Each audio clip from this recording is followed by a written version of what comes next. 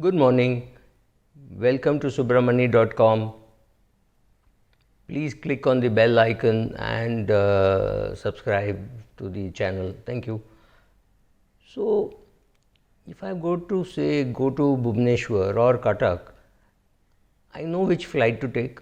I know which hotel to stay. Intuitively, I've gone there so many times. In Cuttack, I don't think there's any choice.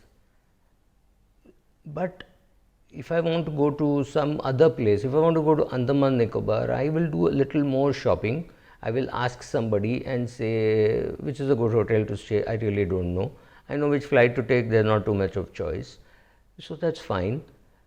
But if I have to go to Ladakh and if I have to go on a trek, I will want a local Ladakh guy to be able to handhold me to walk through those places. Those places are really dangerous in terms of change in weather patterns. You just don't know when the weather will change. So at 4 o'clock in the evening, bright and sunny, and suddenly 4:15 it's dark and it's a desert. So you have to carry enough water, carry enough food, carry enough clothing. You need much more help. I'm sure you understand what I'm saying. So sometimes in investing, you can do it yourself. To make a bank fixed deposit or a PPF or a RBI bond, you just don't have to do anything. Just click on the button and you will be able to do it.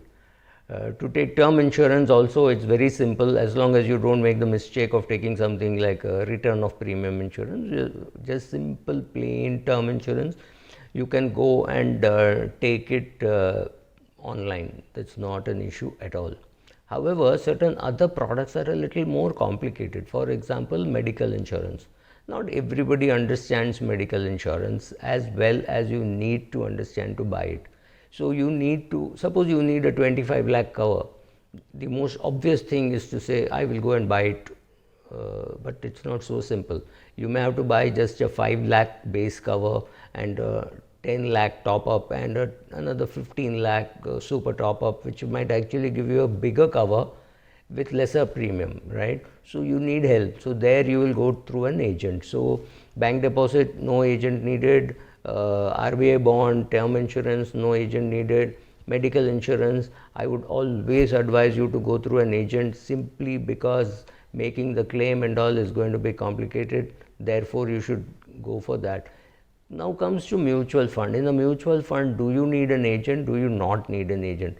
Now the problem is, many of us think that the only job that the agent does is to go and fill up the form, that you can do it online, right? Not true.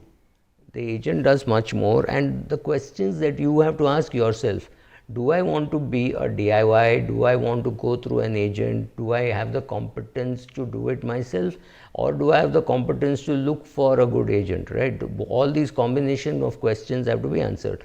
So first of all, let me tell you what are the characteristics that I look for in a person. One, he or she should be interested in doing this. This is dull, boring work, and it is perhaps just as painful as going to your dentist to have a root canal treatment done. I don't see too many people enjoying the process of meeting their financial advisor or financial planner. It is painful. Now imagine if you have to do it yourself, a subject which does not interest you, you will make a mess of it and you will say it's okay. So what if I get suboptimal return? Don't do it unless you are interested in doing it. You have to understand not just which fund to buy, you have to understand risk, you have to understand return, you have to understand volatility, the difference between risk and volatility, documentation needed for investments, making a will, basic law of the land. I don't think everybody is equipped to do this, right? Making your will, you're not going to make your will unless somebody prods you. You're just 32, you're not going to die tomorrow. What is the hurry? You'll make it when you're 95, right? So, prodding you to do those things, that's all part of an IFA's job. Then there are just too many blogs, too much of noise, too many magazines, too many TV channels, and vlogs also now, all giving you completely diametrically opposite kind of views. So If somebody asks me, is a credit risk fund a good place to invest? Today, sitting in May 2020, I will say yes. But it might scare you because the recent event happened with a fund house, and people are not able to get their money out, and they may not get the full money, and they may get the money after a time and not exactly when they want it, right? Those risks are there. I would still put money in a credit risk fund depending on the fund house. But for that, either you know it or you have an agent who tells you how to do it.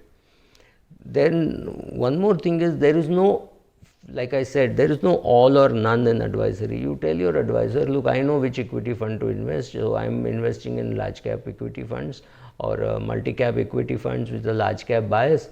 But in debt, I need your help, so debt I will invest through you. That's also fine, perfectly all right. It is not all or none in equity funds or with advisory itself. So you can tell him, look, I have a 10 crore portfolio, out of which 6-7 crores in government bonds, etc., etc. I don't need your help.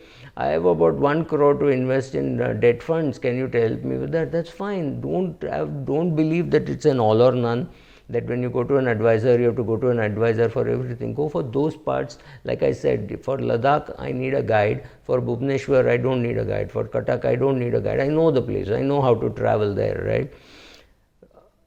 Second, very important, that do you know how to conduct your reviews?